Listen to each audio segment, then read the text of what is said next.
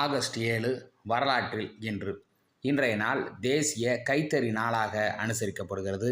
1898 Yazhpanam மணிப்பாயில் doctor Scott தலைமையில் மானிப்பாய் மருத்துவமனை புதிய கட்டிடத்தில் ஆரம்பிக்கப்பட்டது. 1905 இந்திய தேசிய காங்கிரஸ் பிரித்தானிய பொருட்களை புறக்கணிப்பதாக அறிவித்தது.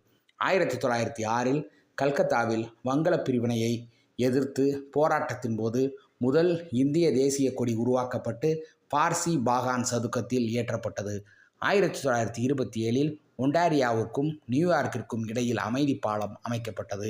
1933 ஈராக்கில் சிமோல் கிராமத்தில் 3000 ஆசிரியர்கள் ஈராக்கிய அரசால் படுகொலை செய்யப்பட்டனர். 1944 ஆர்வார்டு மார்க் I என்ற முதலாவது நிரல் மூலம் கட்டுப்படுத்தப்பட்ட கணிப்பானை IBM நிறுவனம் வெளியிட்டது. 1955